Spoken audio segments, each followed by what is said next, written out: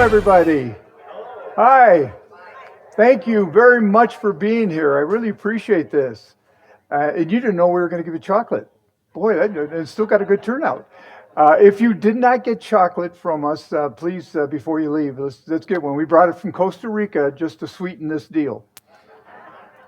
And there's one person I have to thank so much, and that's Nada. She creates these beautiful, beautiful introductions, and she's just quite amazing. And yeah.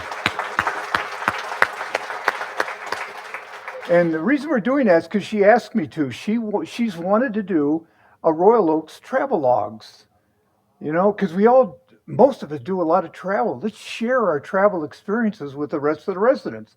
And somehow I got chosen to be the first one. So don't judge all of them by what I'm going to do today. But she really would like you all to think about giving a presentation yourself.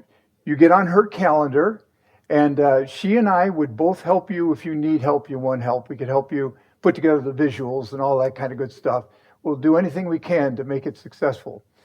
So this travelogue we're doing today is about Costa Rica. And we were on a wonderful vacation there.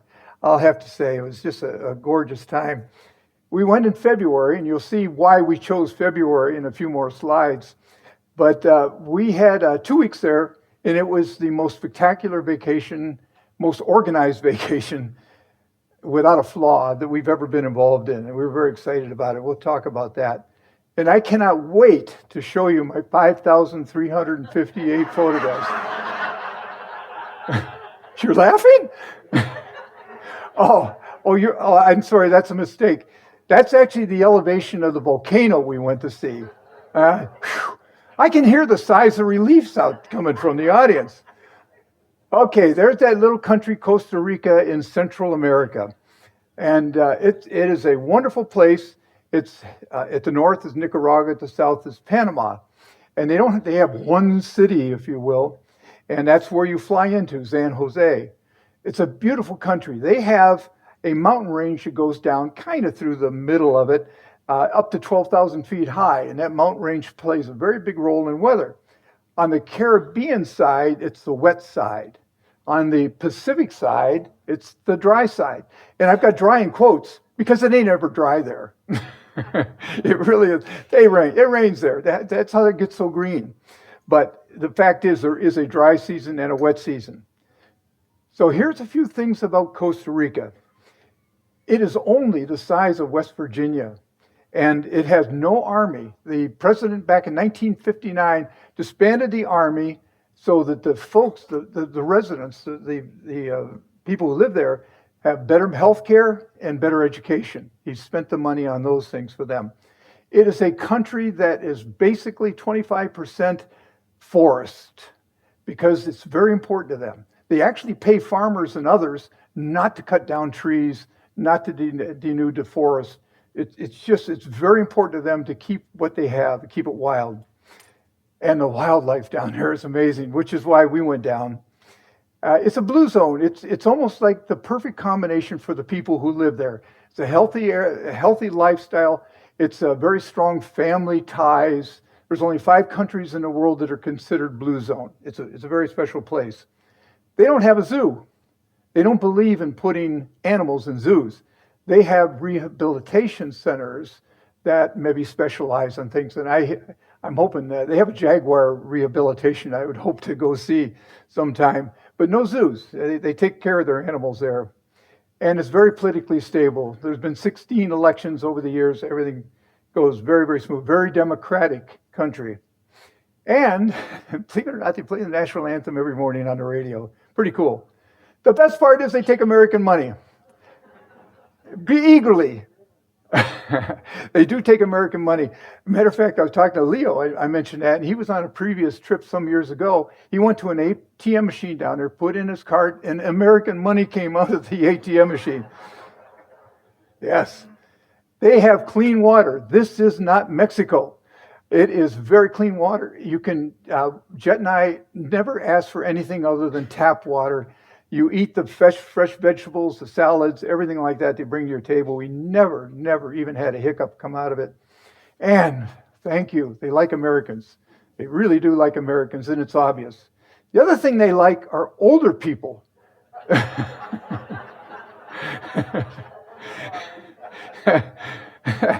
They call them the golden citizens. They respect age there, and we could feel it whilst we were interacting with people. We could feel that they felt that way towards us. Now, here's the best times to visit this beautiful country. There is the dry season, and that is December to April, which is why we chose February. We wanted to be in the dry season. The wet season goes from May to November. Now, as I said, it rains there all the time anyways. What is the difference? Well, gosh, that's the difference. And apparently it makes a big difference. Jet and I never saw a mosquito in the time we were there. It was really quite wonderful. So you dress for it, you have bug spray, that kind of stuff. We got there by flying to Tucson or to Houston, and then down to San Jose, the one big city that they have. It's about 2.5 hours and 3 hours, the combination of the two. Now, when we arrived at the airport, there was a guy standing there with a sign you love to see, your name on it. We're going to get taken care of, yes. And it was the driver brought us to this hotel. It is the only hotel we stayed in on the entire trip. We stayed in lodges. This was a hotel. But this is the walk to our room in the hotel. So we immediately knew we were in a tropical environment. And you see the glass up on top of these things? That's because it rains. And you can walk through there and get back and forth without getting wet. They had that all over. Now, I want you to meet Helen Kidwell. She is the lady from Serendipity Adventures that I work with. Jet plans a lot of our vacations, but this one, I took on the responsibility of this one. And I had people, Helen, and she did just a great job. We must have exchanged over 30 emails back and forth as we were customizing this tour for us. Wonderful to work with. And the thing that really impressed us, we arrived at the hotel about 8 o'clock at night, and she was there waiting for us. Now, that you say, well, big deal. But the big deal was she had over an hour to drive home. And in Costa Rica, there are only 2-lane roads, and there's 1-lane bridges. There's nocturnal animals. Whenever tourists go down there, they say, do not drive at night. And she had to drive back home for over an hour. But we really appreciated her being there. So I was very honest with her. I said, we're a good-looking, older couple. At least I made that up, honest. So I said, we're an older couple, so you got to take that into consideration with whatever plans that we make. Got to have walk-in showers. Bathtubs are killers at my age. And so got to have a walk-in shower. Also, due to our age, she knew our age, I told her, we need a slower pace. If there's a group, we're probably not going to keep up. And so that was taken into consideration. And then the most important thing of all to me was, I'm a photographer, and I want to take pictures. And I can't take pictures of the tours going down the road there. So she factored all that in, and she made an itinerary. Day by day, we knew exactly what we were going to do and where we were going to go and what we were going to see. It was just absolutely amazing. And we knew every day when a driver was going to show up for us, and just show up for us, just jetting us, which was really quite amazing. So our destination starts all the way on the far right side, the Caribbean. And then from the Caribbean, we went to the volcano, got to see a volcano, went to the rainforest, wanted to experience that. Then we came down through to the cloud forest, because that was something definitely. There were some birds there I had to photograph. And then out to the Pacific. The Pacific was the bonus that we added because we wanted to end on 3 nights at the ocean, that kind of thing. So this was our trip, and I'm going to share this trip with you as we go along.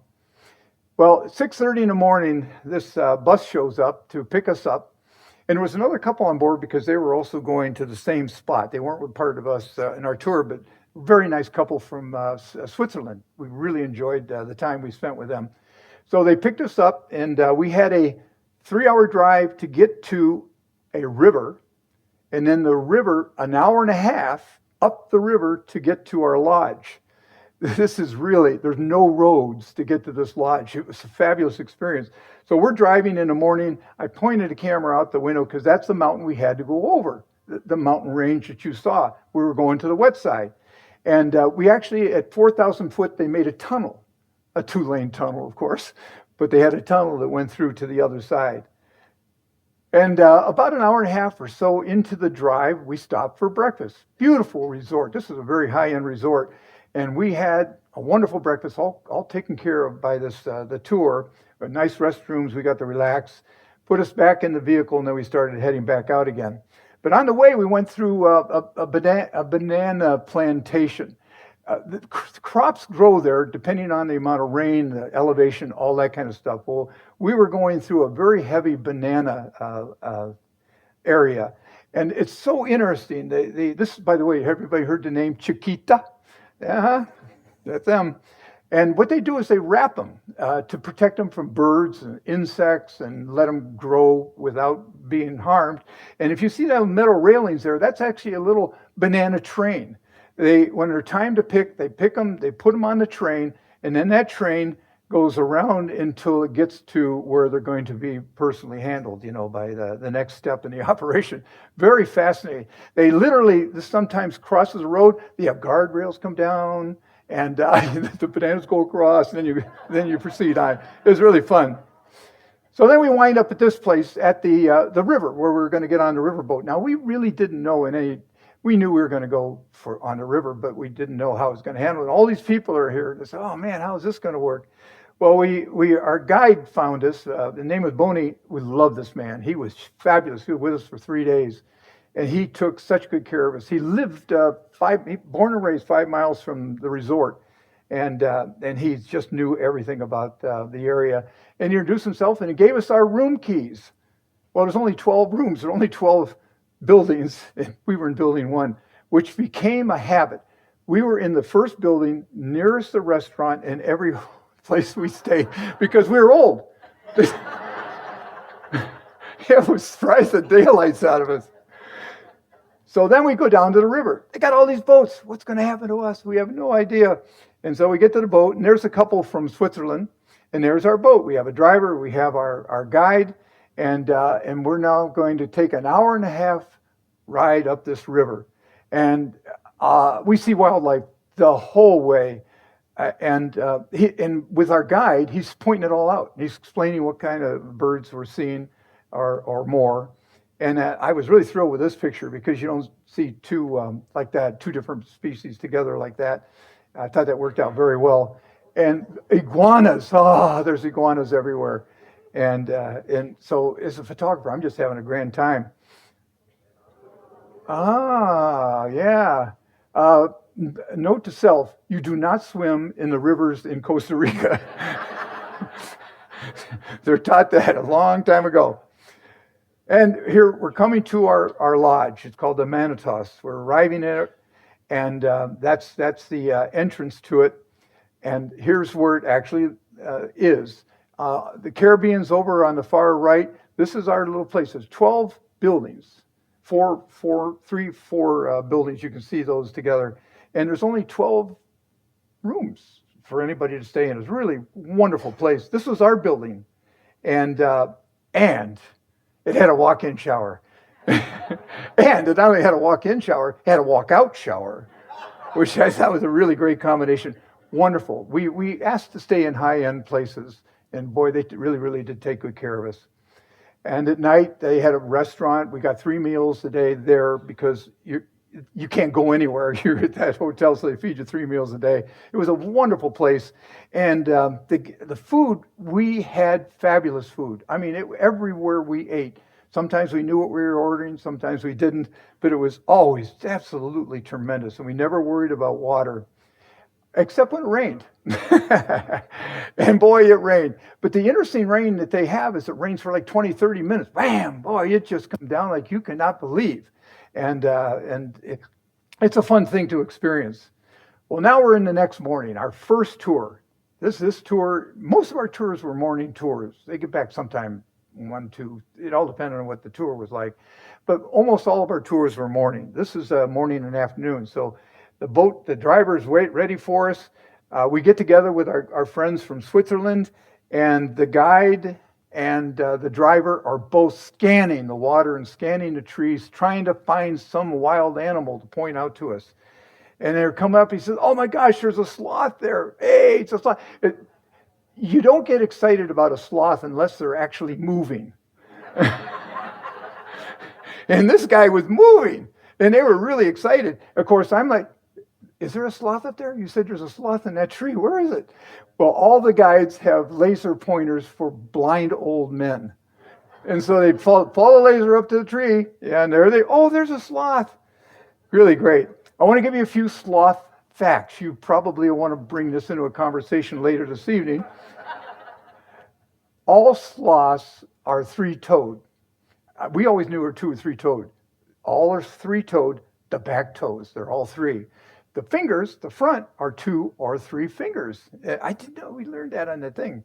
Oh, they only live in trees, basically. That's what they do. They sleep upside down. They sleep 20 hours a day, which is why when one was moving, they got really excited. The camouflage experts, well, I could never see them, but they've got to be camouflaged. There are animals there to want to eat them. Their digestive system is so slow, what they eat today makes an exit a month from now. Yeah. If I get an hour, I feel lucky. Yeah. So, sorry about that. I'm sharing too much information about me, and I apologize. They only come down the tree once a week to take care of business. So they're helping to fertilize the surrounding area, which is very, very nice. But they're in danger. I mean, they can be eaten when they're down there. So they want to get up on that tree as quickly as they can. And of course, you go to Costa Rica, you want to see sloths. So there's the three-fingered sloth. I got a second picture of it. This is showing the fingers. Now you can see the camouflage. Algae grows on them and helps to turn them green. No. If I tell you one thing you want to believe this one. Don't hug a sloth because they are filled with parasites. From the moment they're born, they get them from mama, and it's ugly. Now this is one we saw hanging, and we got a video here, but unfortunately the video changes somehow in this presentation, so he's sideways now, but they are covered with stuff. It's really quite something to see. Can you imagine that life? Anyways, so we're going on to, again, more iguanas. And again, a lot of iguanas to photograph. What amazed us was how far up in the tree. They could be 30, 40 feet up in a tree because they're trying to get to the sun to warm up. So they're way up there, really quite surprising. Now, the green basilisk, that's known as the Jesus Christ lizard, and I'll tell you more about that in a minute. There's another iguana. The birds. Oh, I was in heaven with birds. And Dean Lewis is here. I know Dean's here. That ahinga is not a cormorant. It's a version of cormorant. Beautiful birds. Herons all over the place. And so to give you a little bit of update on Costa Rica birds, there's 900 different species. Worldwide bird watching destination because there are so many birds in such a small area. Remember, this is the size of West Virginia. They have more species of birds in the United States and Canada combined. So there's a lot there to see. And they have iconic species that were very important to Jet and I. We wanted to photograph these, and we got them. Anyways, I feel very good about that. And guess how they disperse seeds? Yeah, they did. They're very effective. And of course, they bring in a lot of tourists. They're very important to Costa Rica. There's a kingfisher. Saw a lot of kingfishers. We were on. Our first three tours were all on the water, which was really good because we were in this boat, and they're going up these channels, and they were over the top of us, and so we see a lot of shorebirds here, and we saw some Cayman. And I mean, close enough to reach down and touch, which I wasn't stupid enough to do, but they go to about 6 feet. It's a form of alligator, so they have this as a form of alligator. Cayman. We saw several of those little puppies, and these are the kind of riverways we went down. We were in a big river till we got to the small river in a preserve. And the foliage is over the top of us, and our guides are looking so carefully to find something for us to see. And it was just an amazing experience to be in this boat, not have to walk at all. It was really an extra bonus. Well, we got back to the lodge, we had lunch, and then they took us across that spit of land that you saw over to the other spit of land for two reasons. Number one, we could shop here if we wanted. There were bars there if we wanted. There was restaurants there if we wanted. Matter of fact, Jet picked this out over there. It's hers. I'll bet you thought it was mine. Oh, turn around. Jet is a water person. There's not a sloth on here. But she bought this as a beach cover-up. And I said, well, I may be able to pull this one off. And I didn't. Anyways, so we went across there. The other reason we went across there was to see the Caribbean, and very importantly, learn about green sea turtles, because they come here, build their nests, have their little sea turtles, and it's a very big event in Costa Rica. They do their very, very best to protect those sea turtles because I guess they're disappearing over time. And we learned that you could pick up a sea turtle and you could take it to the water and put it in, but it'll die because it needs to go across the sand to build up some strength to be able to survive when it gets in the water. I mean, it's really wonderful.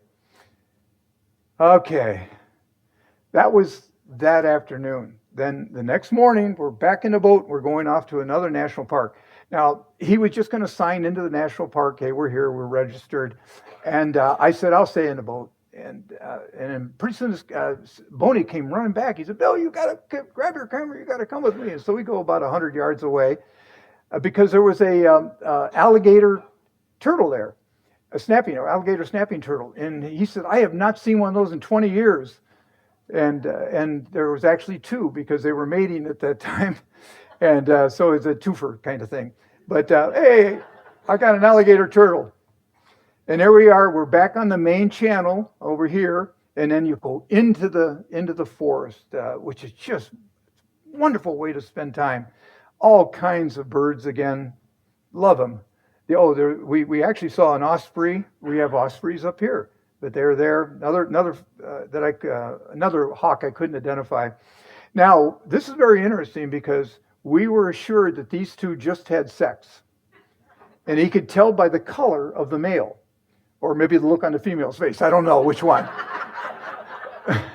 But so you learn more things when you're in the jungle with a guide who knows what they're doing.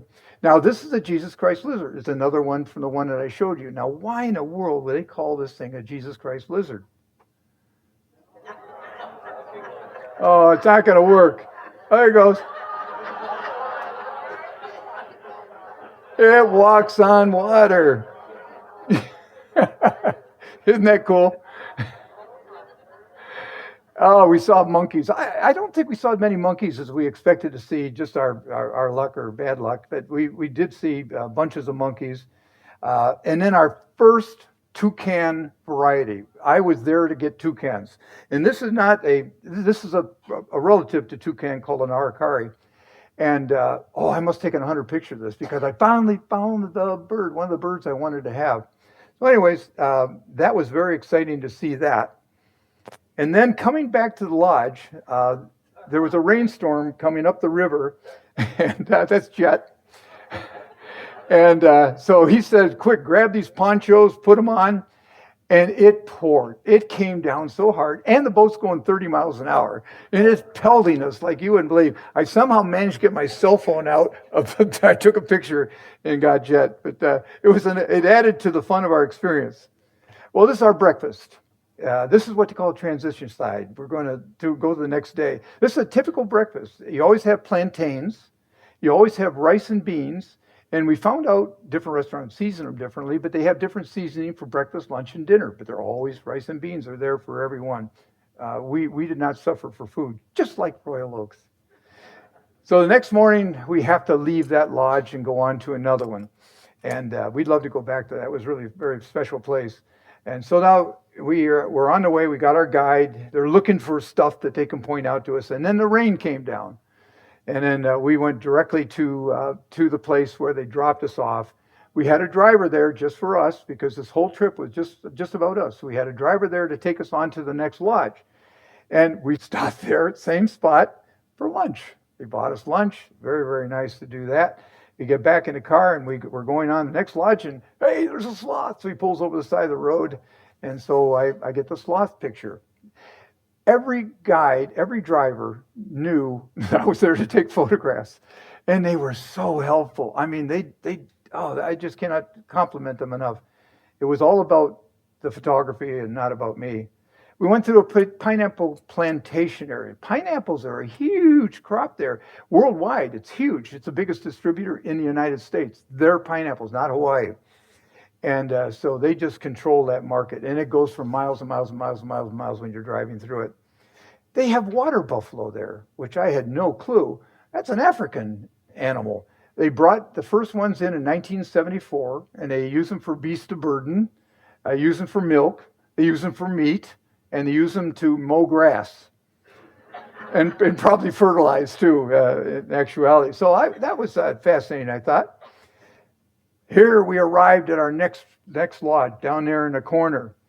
This was a little differently. It had like 12 buildings, and there were 4 apartments in each one. And our volcano's up there. So we're in volcano country now. Nice place. Now, this is very interesting. That was in our room.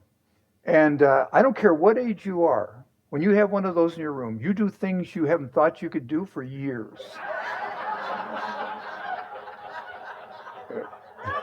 Yeah. All right. The next trip we take, got to have a hot tub in every room we go to. And this is a view from our deck out the back of our room. And I said, that's beautiful, but there's supposed to be a volcano there. I don't see a volcano anywhere. Well, look at the lush foliage. I mean, just walking around the grounds, it just drives me nuts to see all this color. And the next morning, there's a volcano showing up. Yep, with a great cloud over the top of it, which made for even a more special picture. And this is a restaurant at this particular lodge with big windows looking right at the volcano. And so you walk in, there's the view. And this is the view we had as we were having breakfast. It's just really a very spectacular place. Windows are open because there were no bugs and it was nice and warm. And so that was enjoyable. Well, the next morning, we are set to be picked up in the morning to be taken to the Hanging Bridges Park. And just by way of knowing, this is how we dressed whenever we went hiking. Starting at the bottom, we had hiking shoes, which it sprayed to keep them more waterproof, because we were assuming we were going to get a lot more rain on us than we actually got. Long pants, a t-shirt, all breathable material, all breathable, easy to pack, doesn't wrinkle, love it. And so we'd have a couple different layers on there, and of course a hat, because it's on there is very intense, so you got to have a hat, particularly with my head. So this is the Hanging Bridges Park. We had our own guide, and we're now there to walk hanging bridges. There were 15 or 16 hanging bridges, and it was really, really great. It's about a 2-mile walk, but the guide took his time because some of it was a little steep. He'd just take his time. Take your time, old people. Come on, we'll get you up there. And it was really great. You got incredible views while you're on this hanging bridges. I mean, oh my gosh. So I was in heaven. We did get a chance to see some wild animals. I've never seen a crested swan before. And there was my first howler monkey that I got to see. We didn't see many animals there because there's so many people doing the hanging bridges thing. I think they just say, I'm staying away from there until dark.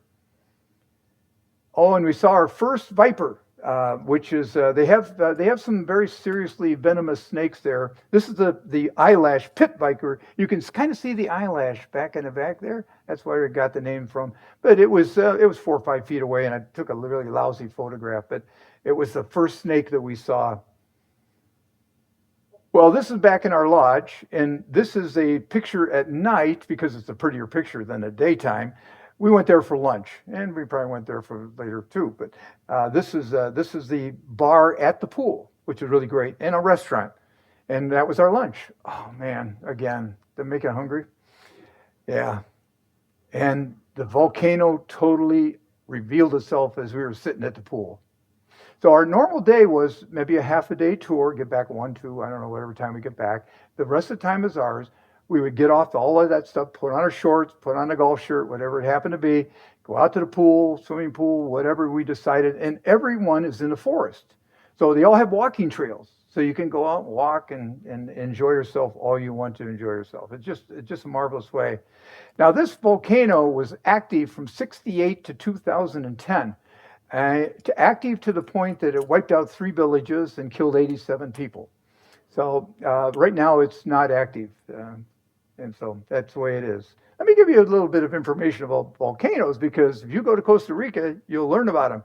There's actually, the landscape is dotted with over 200 volcanoes, but only 61 that they're monitoring, because they're the only ones that they have any concern about. 5 are actually active, and that's ours. I don't know they consider ours still active. That's right. They use them very wisely for thermal energy production. They're steam. They're hot there, and we drove by a volcano that is actually generating electricity on that volcano. And the other fun thing about it is the river that goes by it gets very hot, and the river then comes down, and some lodges take advantage of the river to have hot springs and that sort of thing. Wherever there is volcanic ash, there's good coffee growing land. So coffee is a really, really, really big thing to them. Now, chocolate isn't as big. It creates some business for them, but coffee is their big thing. But we figured if we brought you a coffee bean, you wouldn't be all that impressed. So we came up with that candy idea. And of course, people want to see the volcanoes, and they're there for the tourism. Having an area so small with so many active volcanoes, the research love to be there, because they can learn more about predicting what's going to go on with a volcano. And this is from our lodge, looking towards the east, before looking towards the volcanoes, looking west. Just a beautiful landscape. We were never in a town.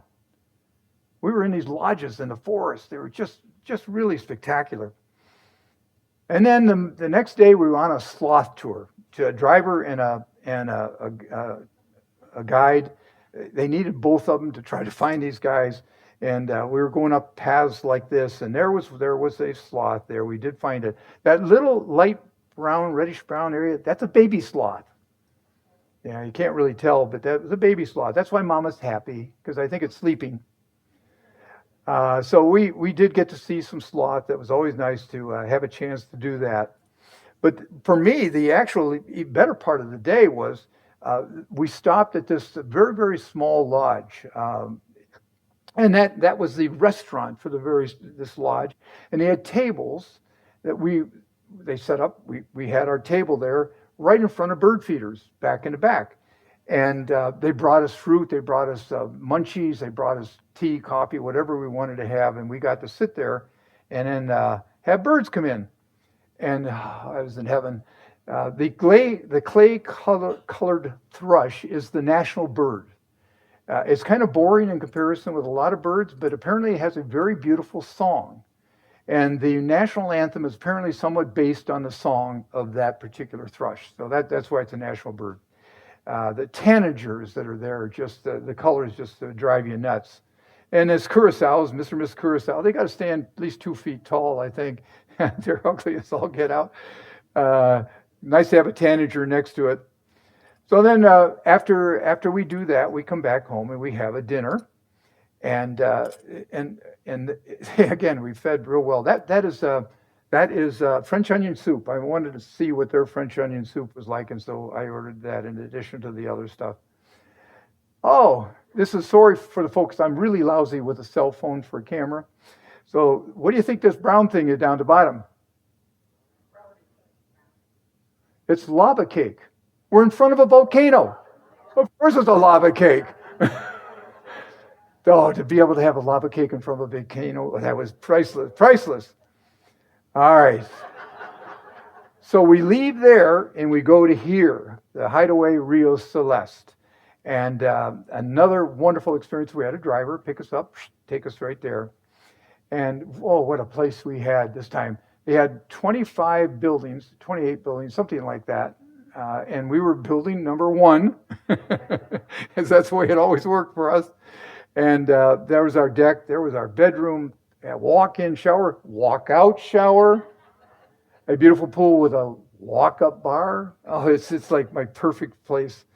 And that night, we had our first night tour. We didn't go on another night tour when we were at the first lodge, and because we were worn out sitting in that boat all day. So anyways, we're on a night tour, and now I was after one of my bucket list creatures, and that's the red-eyed tree frog. I had to get a picture of the red-eyed tree frog, and then I got another twofer. Now, these things are about 2 inches long. That's how small they are. And so we saw this one, and I have a theory about what's going on here. The theory is, yeah, I think you know where I'm going with this. So the male tree frog said to the female, he said, it's a little chilly out here tonight, don't you think? How about if I just get on your back and I'll keep you warm until sunrise? She said, well, okay, I guess that's all right. What the heck?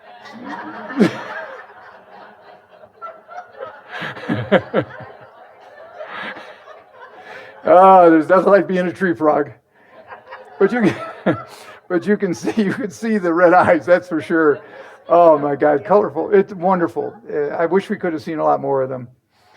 And on a night tour, we saw, that's considered to be a scorpion in Costa Rica. That was a moth, a big moth. It was really quite large. So that was our evening. We actually had to not go into the deep forest where he wanted us to go to see other exciting things. We had to go down a steep slope. It was dark. We said, we'll die if we do that. We'll never make it back up. So we didn't do that one. So we didn't get quite the night tour we might have gotten. But the next day, we're going to do a Tapir Valley tour. They'd pick us up. They'd take us there. And this is a tapir, in case you've never met one. They're fairly good size. They're the largest land mammal in Central America. They get up to 500 pounds, so they're big, 3 or 4 feet tall. They're the gardeners of the forest, because these things eat like crazy.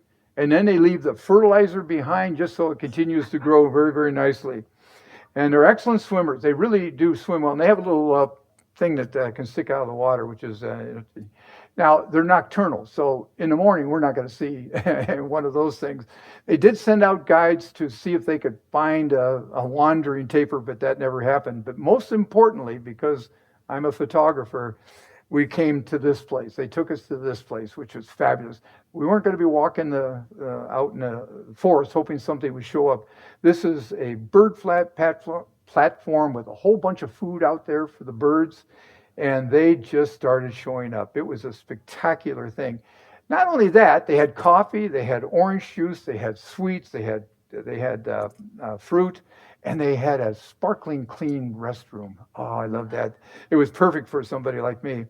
So that was a wonderful place, all set up for you to be able to sit there and take pictures of things like that. Now, I don't know if this place, but the other display, that's called rain. I don't know if you remember that. And Nada was going to try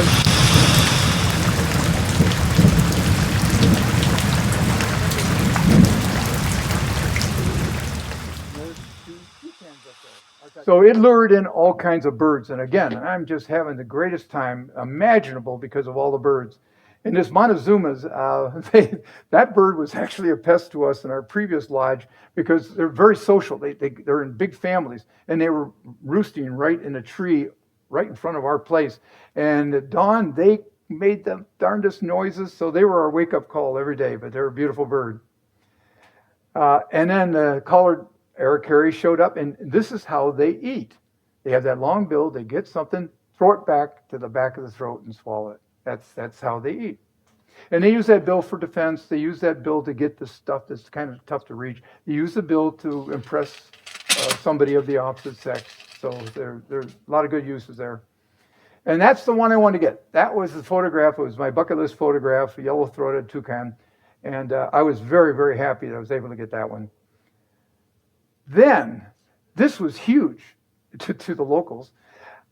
This is a yellow-eared toucanot, and it does not live in that area. They had never, well, if they'd never seen one, they hadn't seen one forever. It is never at this location, and it showed up. And all the professional guides, they were grabbing their cameras, they were setting the long lenses up, they were photographing like crazy because nobody there sees those things. And we got a chance to see when it showed up for us, which was very, very nice. Beautiful bird, huh? Yeah. Okay. And then there's the keel-billed toucan. They're sometimes called the rainbow toucan because of Fruit Loops. Yeah, it was somewhat patterned after this particular toucan. Beautiful bird. It was about to take off there. That's I like that. I like that photograph. So now, after I could show you 1,000 photographs, but I promised I wasn't going to do that. This is back at the lodge. This is a restaurant. There's a very cool story with this restaurant. We get back, it's after lunch. Everybody else was cleared out of the place. By the way, they had this beautiful little pond down here with koi, hundred thousands. I don't koi, they're just amazing. And so we go. I notice that there's, this is important. I've got to bring a public service announcement to you because I know a lot of you travel internationally. And internationally, they say it is not a restroom. You do not go there to rest. You go there to use the toilet, right? So they're very they say, you Americans. Well, that's one problem. The second problem is it's very difficult to tell which is the female toilet, which was the male toilet. I'm not good into sign language. Well, outside the bar, at the public restroom that they had 2 doors, and it was very clear to me which one was mine.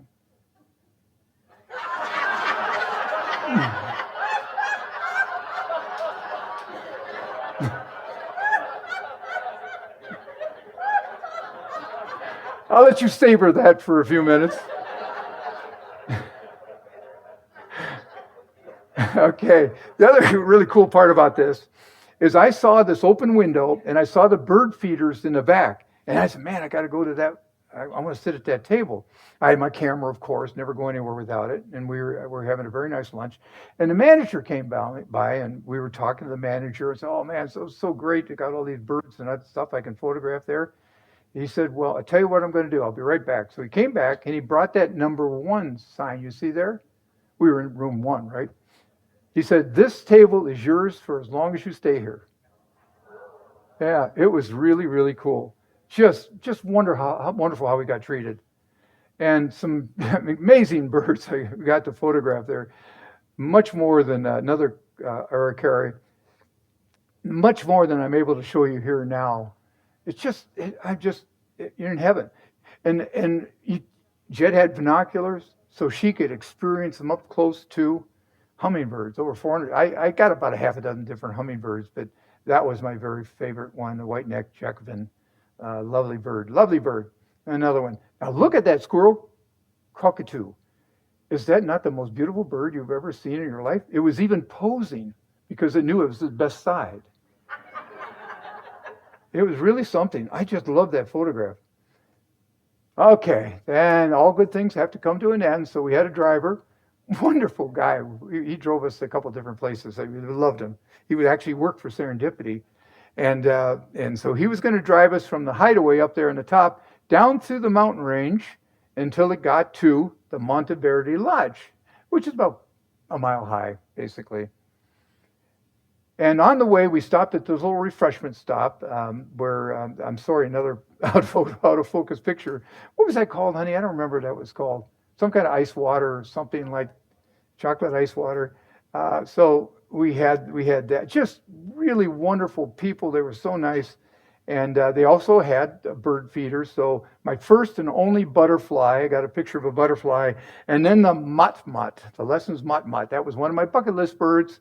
And I was able to get it there. I actually got a second one later. So I was very, very happy with that. We get back in the car and we go up to this lodge. And again, this lodge was the closest lodge we had to any civilization whatsoever. About a half-mile walk to get to a little shopping area, if you will, in a restaurant. We had lunch there. A wonderful place. It was the closest we had, again, to a hotel, the layout of it, but beautiful restaurant and bar. And then the next morning, we have a driver. The coolest driver in the entire world showed up and took us into the cloud forest because now I'm after my bucket list birds. I'm after my 2 bucket list birds. And these are the kind of trails that you have because you're in a national park, you're in a preserve, and they really take care of everything there. And so we're walking this. He is trying so hard to find the bird I wanted, resplendent quetzal. We found one. Oh man, he told me that only 3% of the people who come into that park actually see one. Yeah, he said you're a lucky dude, and I proved how lucky I was because then now we had that in our back pocket. Now I wanted to find a trogon, and they're even more elusive. And this guide, he works so hard. He's carrying a spotter scope on a tripod, and he's running up and down these pathways. He's whistling, trying to get the attention of this toucan. No, trogon. And I've never seen anybody work so hard in his life because he knew it was important to me, and he wasn't going to let me go away without that darn thing. After about an hour and a half, he whistled in this bird. I mean, it was mind-boggling. And then when we finally got the pictures of it, he almost collapsed. He almost collapsed. So we went to a local restaurant, and we bought him lunch. But just a wonderful human being, and he worked very, very hard for us. And then right outside the restaurant, with having to walk 5 feet, there's a mott. So I got my second mott, which was really quite unexpected. All right. We had dinner, then we had breakfast, and then we had a bus. No, not a bus. A vehicle. They never needed buses with us because it was just the two of us. We were generally in SUVs. So now we're going to leave the Monte Verde Lodge, and we're going to go all the way out to the west coast to the JW Marriott. Now that was a personal thing for me because I'm at the highest level of frequent stay status they have in Marriott, and they always treat us really, really well because of that. And I wanted to see how they would treat us at this place. So that was our goal, to go there. And again, the tour company I'm working with, they got the room for us, and we had the reservation. It was very, very nice. But that's a long way to go by car. And with this company, if you ever get any idea, they always want to find a midway place to stop so you can get out and rest. Well, we're on this highway. We're going up the mountain, and we actually are going up the Pan American Highway. I've never been on the Pan American Highway, but that stretches from Alaska down the tip of South America, 18,640 miles. Very, very cool. And on the way, we had a stop. It was a hacienda, a 150-year-old hacienda that grew very rich doing sugarcane. And there was, again, just Jet and I, and they put this demo on us to how they do sugarcane. So those are the stalks of sugarcane. They have a bull, and it walks in a circle, turning these things to squeeze the sugarcane. The juice drips down. It's collected. And that's how they did it back then. They even had a hand version, but boy, oh boy, that was terrible. But that was so cool. Jet got to know the bull really well. She liked the bull. She's used the bull in this family. So that, again, very, very nice place to eat, which is all part of what we got. A nice buffet. And then we went to make tortillas. Jet got to make tortillas with the ladies there. There were, again, iguanas everywhere. And the second snake we saw, this guy was about 6 foot long, they call it a whip snake. He says, it won't bite you, but watch out for its tail, which I was more than happy to do. But again, the iguana pictures that I was able to get were amazing. And this is the very nice people, the mother and the daughter that entertained us, that helped us make tortillas, gave us the tour. Absolutely wonderful people. And mother, daughter's 23. You got to get married. You have nothing going on with marriage. What is going on? You know how that is. Nice people. But then the coolest thing happened of all. Then they put us in a car. We have another tour guide. Someone who's a part of this. We go up this river. And oh my gosh, the things we saw in this river. And Jet said, that alligator, or that crocodile sneaking up on that bird. And the guy says, hey, they're much too fast for a crocodile. They never get caught. But, I mean, we're in this river with these things, just absolutely spectacular. And, of course, we had birds, we had monkeys.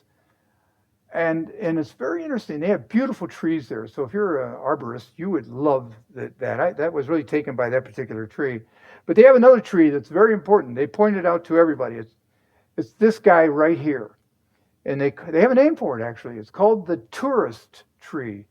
The reason it's a tourist tree, in the sun, the bark turns red, then peels.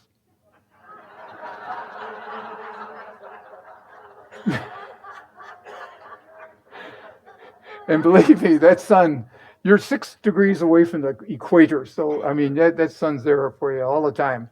I could show you 1,000 photographs of flowers. They were just absolutely a beautiful place. Well, we eventually made it to the Marriott. This is a very, very nice spot. And they gave us a nice room. And our room, they had a nice greeting for us there. And the room overlooked the resort and the ocean. That's where we had breakfast on the right-hand side. A nice place to have breakfast. Beautiful pools.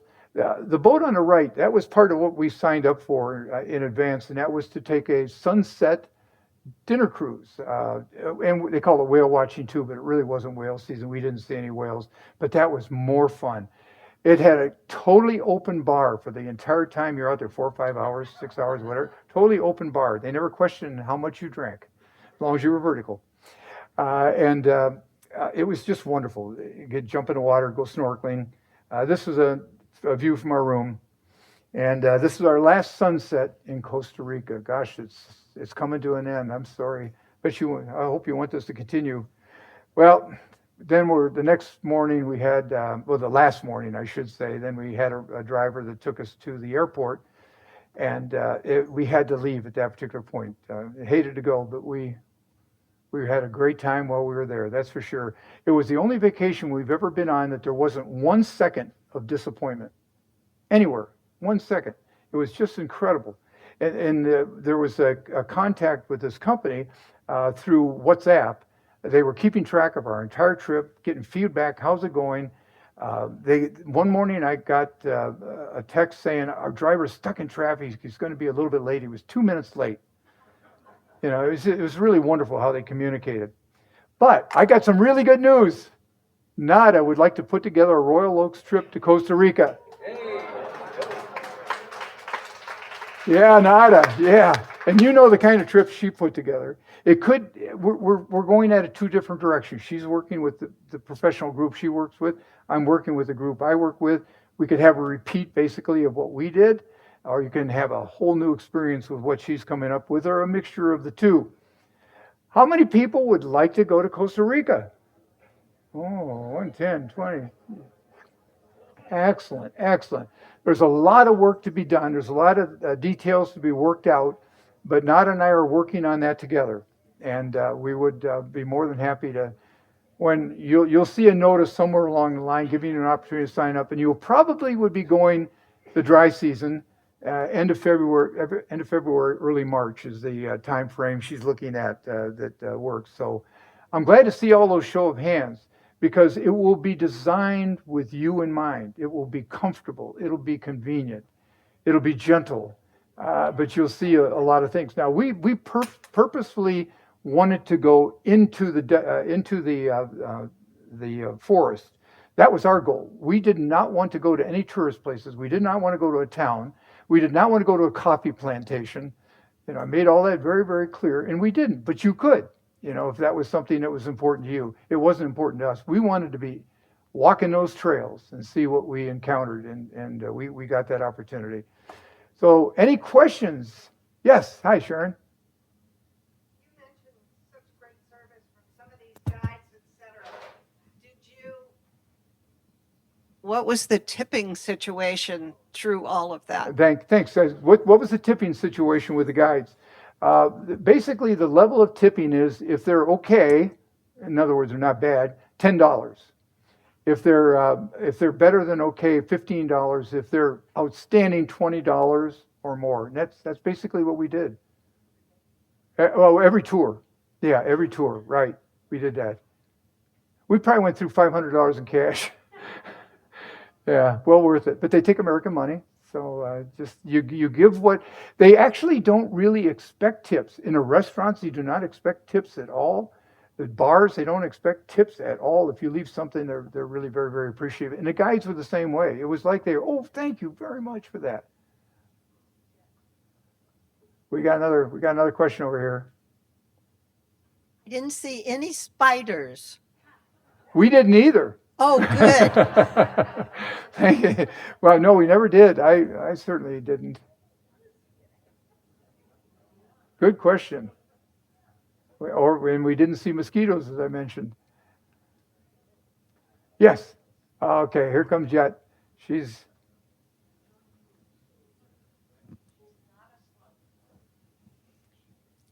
That is such a spectacular place. Is there American enclave there? There is. This is a huge expat. Up until this past year, it was the number one place for Americans to retire outside of America. Uh-huh. And it is big. We actually met several. So, oh, I'm living here now.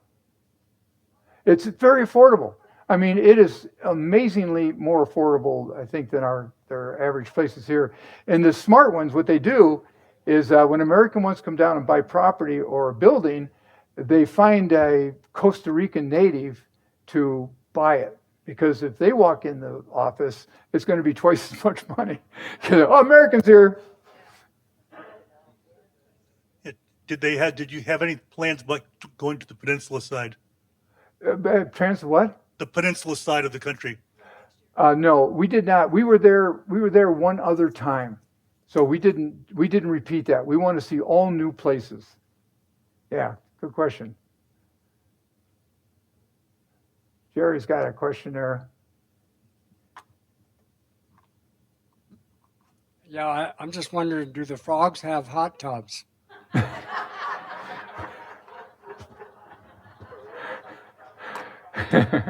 Boy, if I got a funny report of that, I'll clean up my act, Jet, since you have no filter, Bill. Just shut up. No, we didn't have a frog in there, that's for sure. It might have been a snake. Now, it was wonderful. We had just not a moment of anything negative happen this whole time. Yes, here we go. We got two over here. She's first. Oh, you think you're going to be the end? Yes.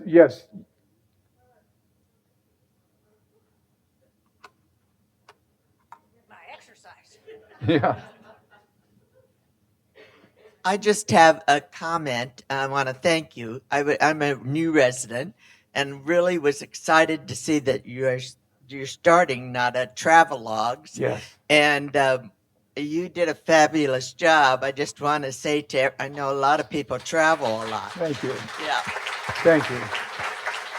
And I hope that other people will step up and share their slides and realize they aren't photographers like you are. And you're also a good comedian. But anyway, thank you. And I hope we continue to have more travel. Thank you. As a matter of fact, Dolly Sokol and Joe Herrera, they're on a world tour. I guess they're just leaving Africa. They've already said, we want to do a travelogue of our trip. And so it's scheduled for the end of June. So we already have one couple that's come up to do that. And again, Nod and I both will help you with whatever you need help with. What is the primary language in the country, and it's was Spanish. it ever a problem? Yeah, it's not Mexican. Boy, they're very sensitive to that. It is a very high level of Spanish, and the education system's wonderful. So we had no trouble with English with just about everybody. Yes, really no trouble with English.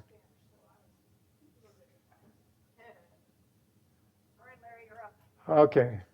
Well, our new resident kind of said what I'm going to say, but I'll say it anyway in another way. It's been so long since I laughed this much and learned so much at the same time in a presentation.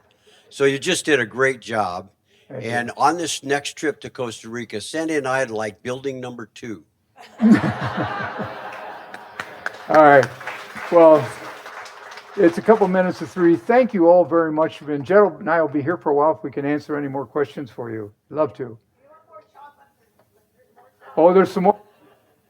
I wanna know. You said we'd raise a family with a love that's set in stone. Don't go out there.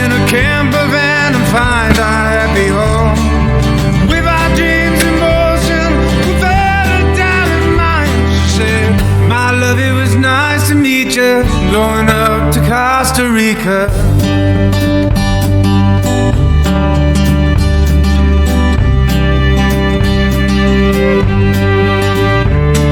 In the darkness of the mountains, we stumbled across a bar, sold them out of whiskey and toasted every star. Didn't know where I was, didn't matter anymore. I need to have you with me, you're still what I'm searching for. My sweetheart, you rip through my soul. Where do you go? I wanna know. You said we'd raise a family with a love that's set in stone. We'll go off in a camper van and find our happy home. With our dreams and devotion, with all the time in mind. My love, it was nice to meet you. Going up to Costa Rica, Costa Rica.